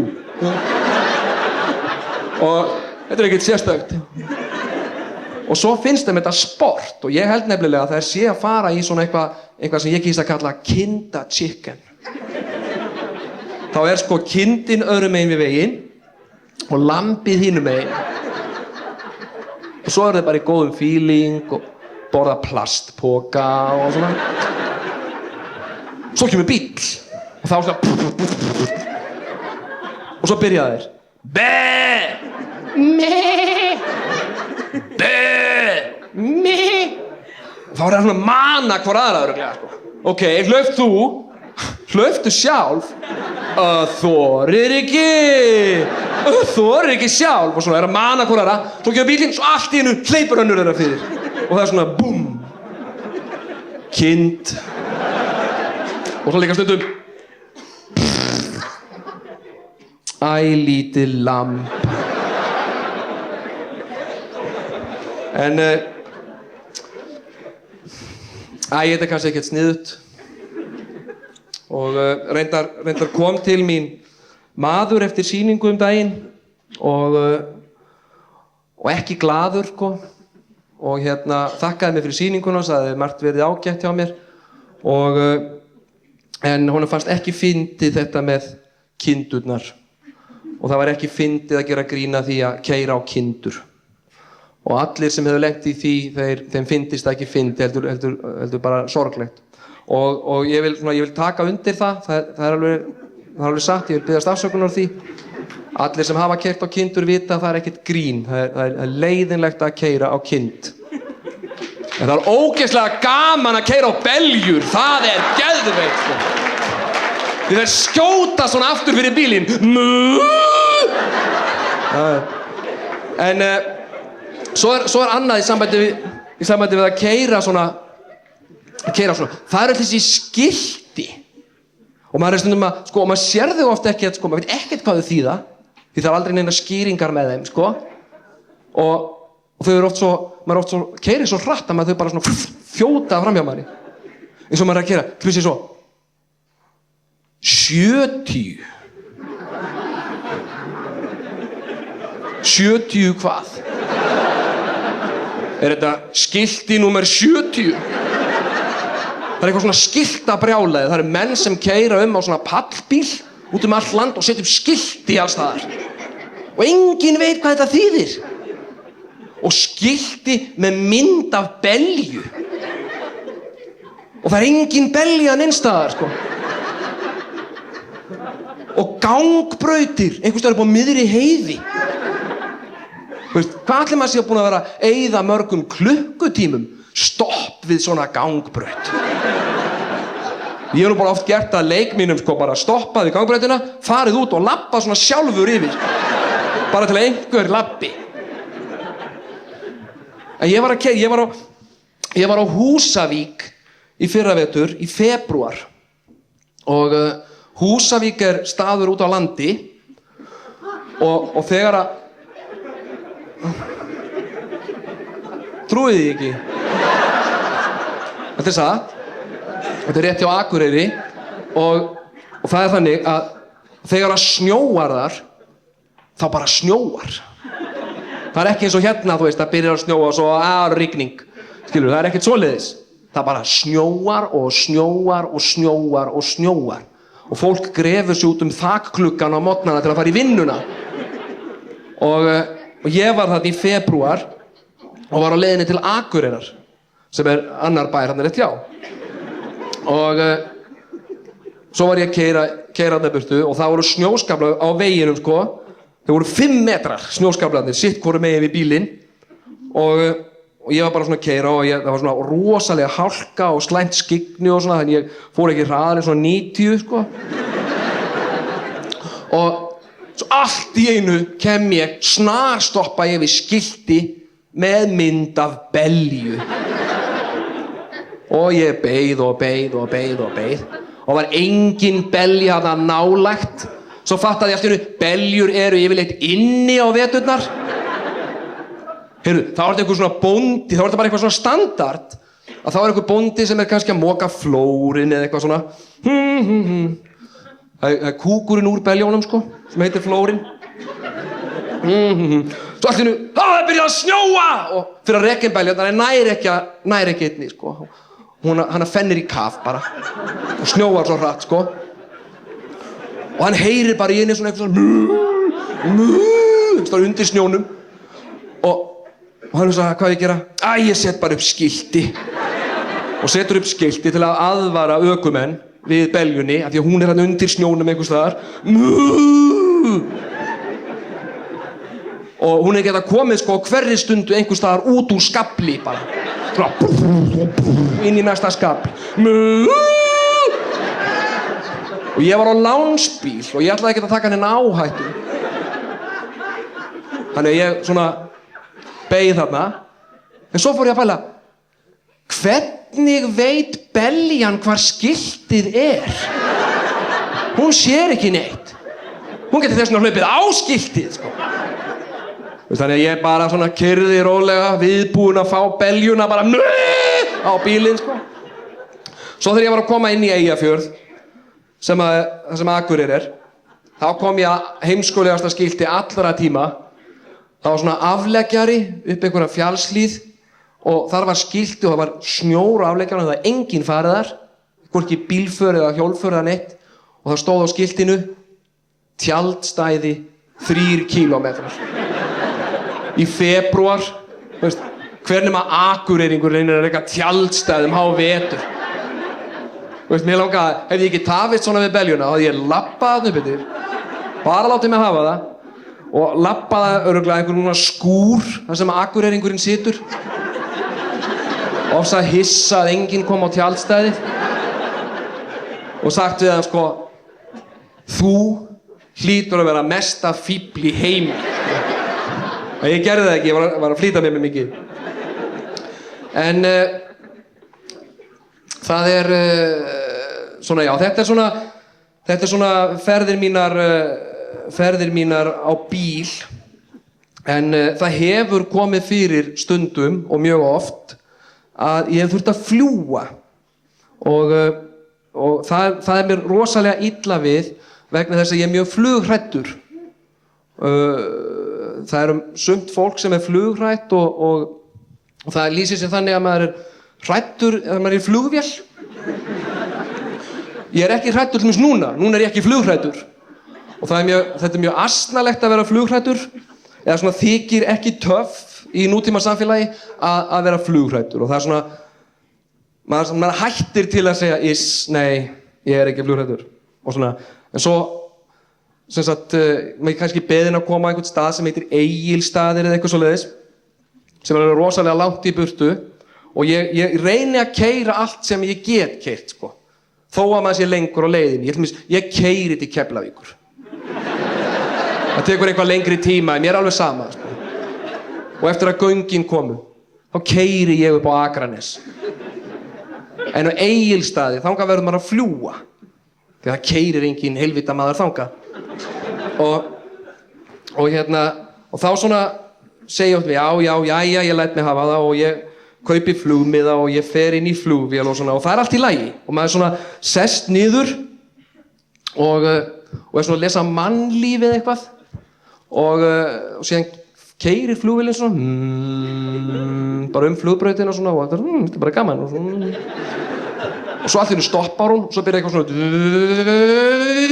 og svo fer hún á rosalega fara og svo þegar hún byrja að lyfta svona upp þá er ég hræddur þá mann ég allt í hennu, já ég er flughræddur og það er allir að spurja mig eða ekkert allir en margir að spurja mig af hverju ertu flughræddur eins og maður er svolítið kjáni ef maður er flughræddur svona kjánin þín við hvað ertu eiginlega hræddur eins og það sé alveg öruggasti staður í heimi að vera í einhverju 40 tonna járnflikki í margra kílómetra hæð á 900 kílómetra hraða það sé ósa öruggt bara flugvélar hrapa og þær eru að hrapa hérna út allan heim það er bara ekkert mikið talað það ekki nema að sé eitthvað svona eitthvað sérstakt, sé einhver í Kennedy fjölskyldunni eða eitthvað svona, annars er bara þagað það, kemur smá klausa í mokkanum. Það er hættulegt að fljúga. Og það var allmis flugslys fyrir nokkrum árum í Tælandi, þar sem að hrapaði flugvél og dóu eitthvað svona 500 manns. Og allir lítur bara eins og þetta væri ekki að gerast, þetta væri ekki til. En ég horfi á Discovery og ég horfi á CNN og ég horfi á flugslýsamyndir og svona, og ég veit að það eru flugslys. Þannig að ég flýg ekkert mikið en það er svona áróður það er svona sefjun í gangi og það er einhverjir sem að svona útsendarar sem er að hvísla því að fólki til þess að það eru meiri líkur að því að deyja í bílslýsi heldur en í flugslýsi láttu það ganga og menn er að segja þetta það eru meiri líkur að því að deyja í bílslýsi heldur en í flugslýsi það er ekki vegna þess að sé hættulegra að vera í bíl heldur en í flugvél. Það er vegna þess að það eru miklu fleiri fávitar á bílum heldur en á flugvélum. Hugsið ykkur ef allir 17 ára strákar ættu flugvél. Hugsið ykkur ef allir ættu flugvél. Fljúga niður í bæ og fá sér bjór og svona. Ég held ég fljúi heim. Þá var ég nóg af flugslýsum. Ég er ofta að tala við, já, hvaða mannvonska og heimska er það að skýra flugvél Fokker. Hvað vakir fyrir manninum sem skýrði flugvélarnar Fokker? Það heita það, og það heita gott betur, það heita Fokker Friendship. Þú veist, heil hópur af fávitum. Þetta svona til þess að ýta undir óöryggistilfinningu. Og ég er mikið að tala við flugmenn og ég hef kynnst flugmönnum mjög náið og ég fæ yfirleitt að sitja sko frammi hjá flugmönnum þegar þeir eru að fljúga. Flugfreyjur koma oft til mín að fyrra bræði og má bjóða þeir að sitja frammi í cockpit. Það heitir herbergið sem að flugstjórarnir eru í, það heitir cockpit. Það er svo unglingaherbergið eða eitthvað. Og þeir ger ekki neitt. Þeir sitja bara svona á raskatinu og svo segja þeir eitthvað svona 14 mílur. Þetta er SL-22, segjum við lækkun og flugi, aðflug, bla bla bla. Já, og ég svona mjög gaman að ég að tala við flugstjóra og einn flugstjóri var að segja við mig einu sinni sagði við mig, Jón, tölfræðilega þá er það sannað, tölfræðilega, að þú þarft að fljúga í 3000 ár til þess að lenda í flugslysi. Og þá eru yfirgnæfandi líkur á því að þú munir lifa það af. Þetta var rétt eftir flugslysið í Tælandi. Númer 1. Það var engin 3000 ára í þessari flugvél. Númer 2. Það drápust allir. Þannig þetta er bara bull. Og ég hef sagt til flugstjóra, og þetta er staðreynd, flest flugslys stafa af mistökum flugstjóra. Vegna þess að þeir hafa ekki verið að hugsa málið, bara svona, best að lenda eða eitthvað svona, á þess að tala við neitt og flogið á aðra flugvél eða eitthvað. Og þá sagði flugstjóri, já, þú þarf nú ekki að hafa áhyggjur af því lengur, Jón. Vegna þess að í dag er öllum flugvélum flogið af tölvum. Windows 95.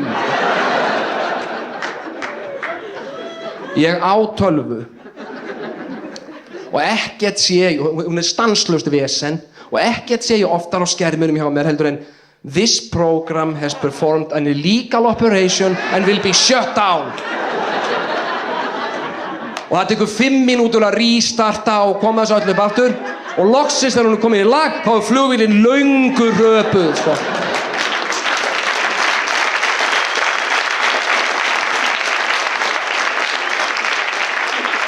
Og flugstjórar, þannig ég klári flugstjóra bara hafið tekið eftir að þið tala allir með sömu röddinni og haldið að það sé tilviljun eða þá er ég að tala um þá sem kunna að tala í mikrofón.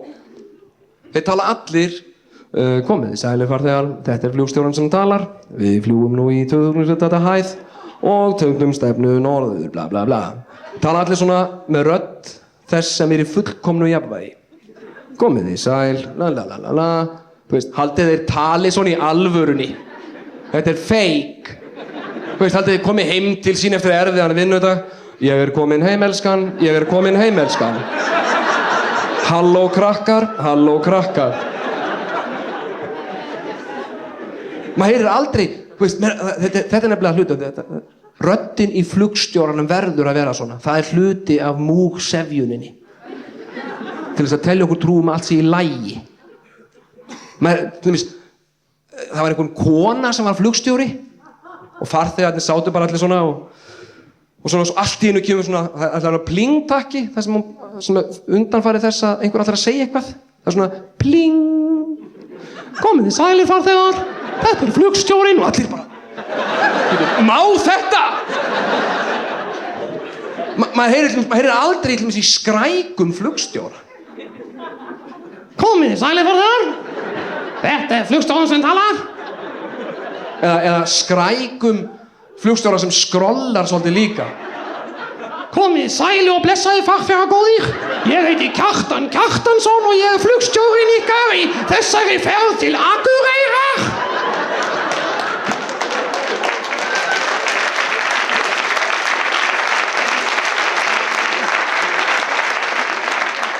Þetta er bannað. Það má enginn tala svona.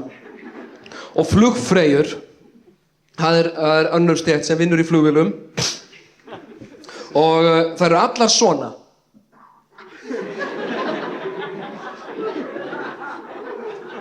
Og það er svona einhver svona smeðjulegur brosvipur á þeim.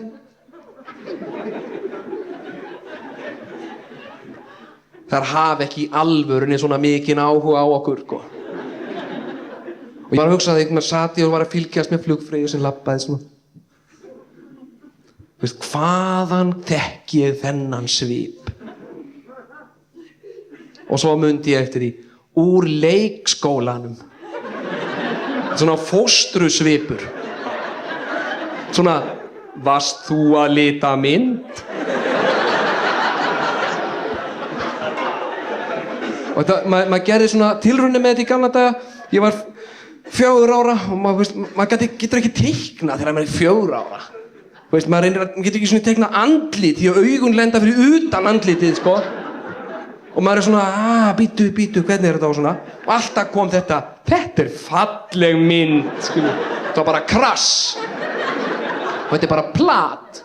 Það hafa engan áhuga á okkur. Og ég tek eftir því í flugslysamyndum, flugslysaþáttum og flugslyssafréttum að það er alltaf talað um það hvað flugfreyjurnar hafi sýnt mikla stillingu. Aldrei sá neinn fum eða fát á flugfreyjunum og enginn sá að eitthvað væri að. Þegar kviknar í hreyflinum, þá fara þær að bjóða teppi og að bjóða ykkur teppi. Og þegar flugvélin er að hrapa svona lóðrétt niður, þá fara þær að bjóða djús. Ná að bjóða ykkur djús. Það er sem sagt, það er litið á okkur og farið með okkur eins og börn í flugvél. Við breytumst í börn. Við fáum, hérna innanlands, ef maður er stilltur á leiðinni, fá maður sleikjó. Þá bjóða þeir sleikjó og súkkulaði og svona. Og maður fær blöð að blaða í og svona. Gömul mannlíf. Og ég hef flogið í þessum fokkerum hérna innanlands, fram og tilbaka, út um allt. Og ok, allt í lagi. Segjum, þetta er algjörlega hættulaust. Gætir ekki verið á öruggari stað. Jörðin gæti farist á meðan þú er í flugvélinni. Það kemur ekkert fyrir þig. Ok, öruggt. En af hverju þá öll þessi öryggisatriði? Öryggisatriði vélarinnar. Maður þarf til þess að spenna belti. Þú veist. Hvern halda þær að þær sé að plata? Eins og maður sé eitthvað rosa öruggur ef maður spennir belti. Það lifir enginn af flugslys vegna þess að hann var með belti. Það liði í Tælandi var allt í beltum. Í mesta lagi þá rifna maður í tvennt. Þetta er svona, verði í belti. Komin í belti. Svo byrjaði það að fara yfir öryggisatriði vélarinnar. Gummibjörgunar vesti. Í innanlandsflugi. Hvað á maður að gera? Hopp í poll.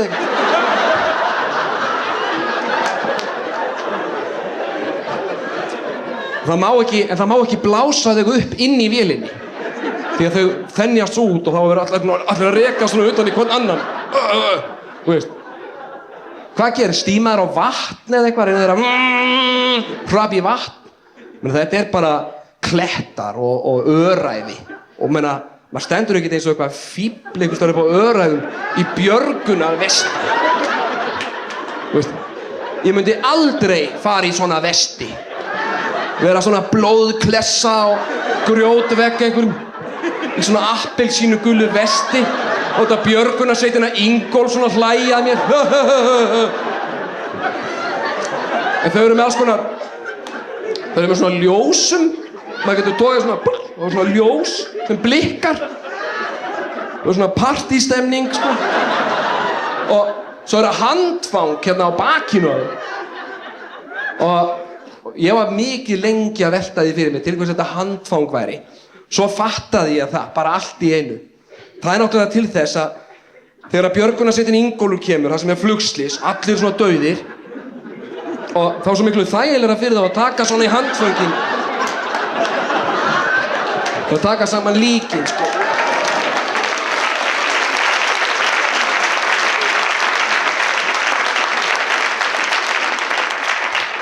Það er að bakka, það er annar hérna. Ekki ætla ég að fara í svona vesti, mér dytti það ekki í hug. Heyrðu, svo er hana gummibjörgunarbátar í innanlandsflugi. Hvað á maður að gera við þá? Eitthvað mjúkt að sitja á svona meðan maður er að bíða eftir björgunarsveitinni. Og ef maður nauðlendir á Vatnajökli geta allir farið í snórafting, stytta sér stundir. Og ég er stundum gælt við og ég er ofta að hugsa þegar ég er í flugvél ef hún myndi hrapa. Ég hugsa ofta alveg stanslaust það. Og ég lendi í öllu, ég var að fljúga til Akureyrar og það var búið og ég sitt bara svona yfirleitt þegar ég er í flugvél. Nema þegar ég fæ að sitja í cockpit. Og svo vorum við að koma til Akureyrar og ég svona, sá svona flugvélinn koma nær og flugvélinn svona, og svo þegar hún var að lenda þá fór hún upp aftur, fór eitthvað svona hring. Heyrðu, þá var flugdagur fjölskyldunar. Og hann var svona show-offa svolítið. Ég var svona aaaaaah! Ég hef talað inn skilaboð og diktafón bara á hræðslu við að vera dauður. Heyrðu, ég hef svona stundum gælt við það og svona þegar ég er að hugsa þetta, þú veist, þegar maður lendir í flugslysi og maður drefst og svona og ég hef hugsað mikið dauðan og svona og þú veist, ef ég myndi lendi í flugslysi og ég myndi vera svo eini sem lifði af, hvað það væri svona fríkað svolítið, sko. Einhvers staðar upp á Vatnajökli eða eitthvað og allir dauðir bara. Kemur svona púkju upp í manni, svona stutt í prakkarann og ég var svona gælt við það, sko, það væri gaman að taka öll líkin, sko, og setja þau í gummibjörgunarbátana. Það tæki ekkert svo langan tíma því að þau eru með handföngum, sko. Og raða öllum í gummibjörgunarbátana og láta þau renna svona niður eitthvað fjall. Bara svona full gummibjörgunarbátur að líkum. Svo myndi ég bara setjast einhvers staðar, sko. Ég var gæinn sem var í belti og svona. Svo myndi ég bara sitja og bíða. Svo kemur björgunarsveitin Ingólfur svona labbandi. Svona, búinn að labba rosa lengi. Já, hæ. Já, hæ. Já. Bara flugslys hérna. Já.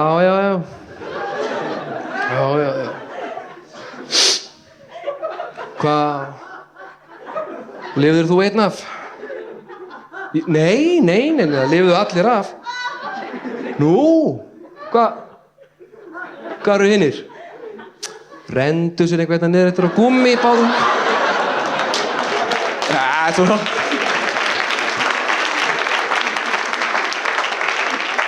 Kemur svona prakkarinn upp í manni einhvern veginn. Ég myndi aldrei gera þetta, sjálfsögðu ekki. Það væri ógeðslegt.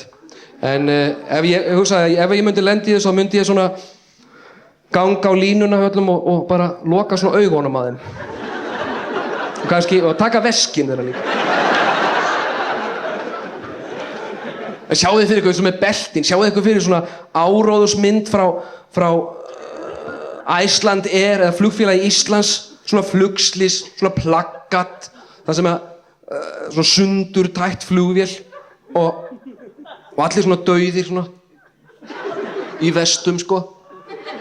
Nema einn sem situr svona og í stólnum sínum ennþá og er að lesa svona mannlíf með fyrirsögninni hann var í belti.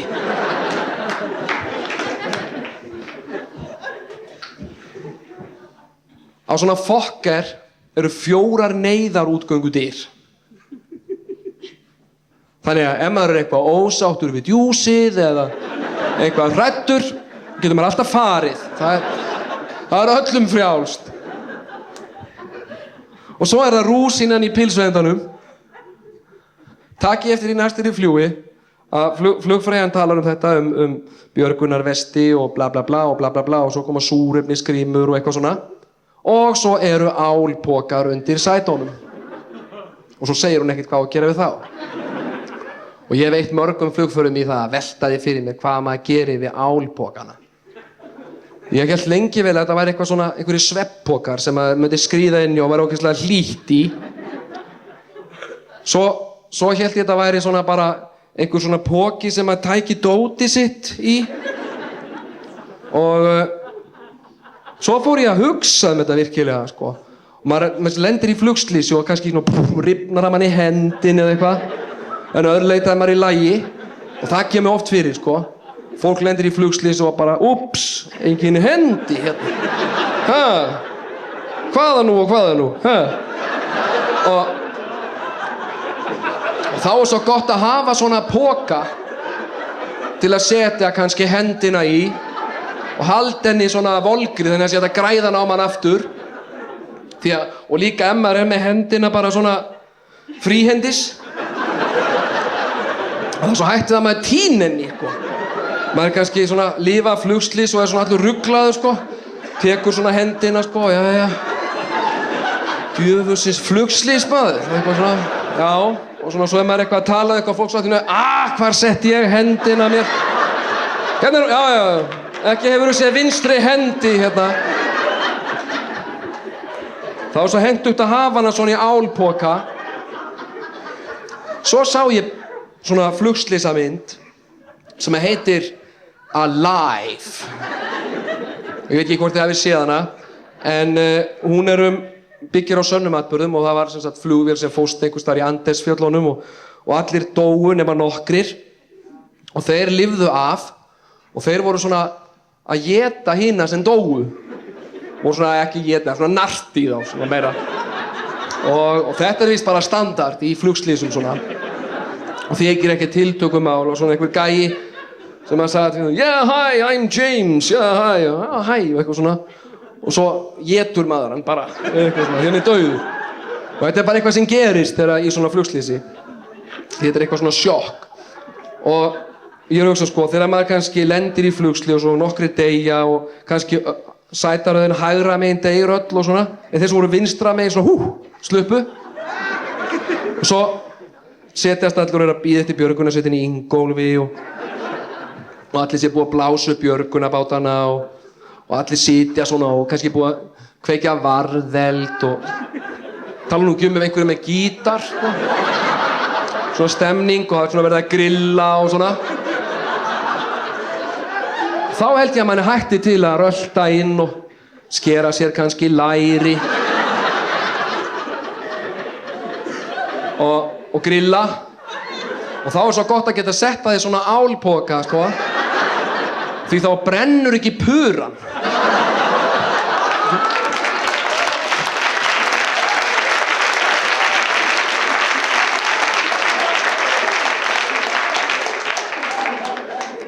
já, þetta er sem sagt ástæða þess að ég er flughræddur og svona mínar fantaseringar í kringum það.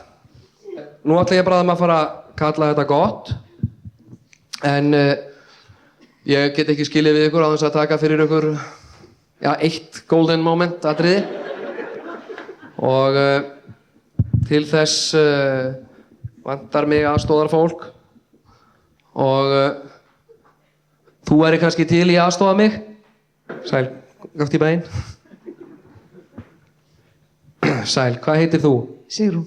Sæl Sigrún, ég heiti Jón. Heyrðu, ég ætla að biðja þig, geturðu staðið upp á þessum kassa? Já, ég lyfta þér upp á þennan kassa. Flott.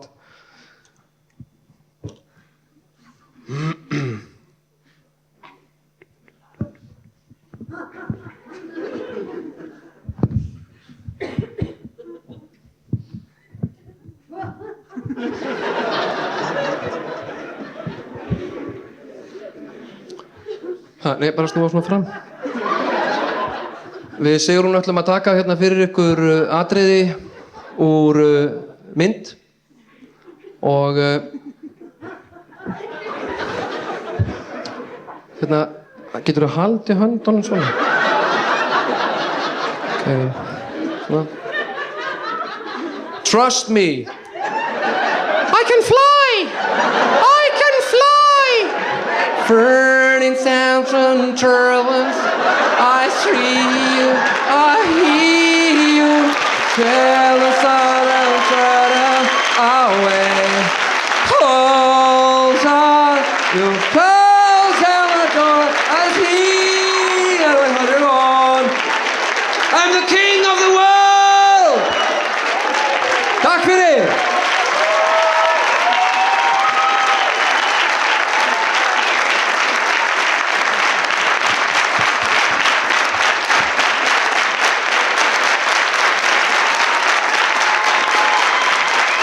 Jón Gnarr.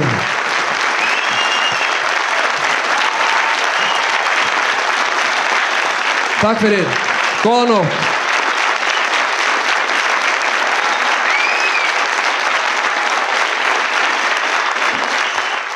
விழுந்ததடி ஓடி வந்த குள்ள நரி கால் தவறி விழுந்ததடி நீல நிற சாயம் வச்ச தொட்டி ஒன்றிலே அது நிறம் மாறி போனதடி சின்ன பொம்பளை நரி கலர் மாறி போச்சு பிறகு காடு தேடி போச்சு நரி காடு மாறி போச்சு ஐயோ அப்புறம் கலர் தேடி போச்சு கெட்டது போ கதையே மாத்திட்டேன்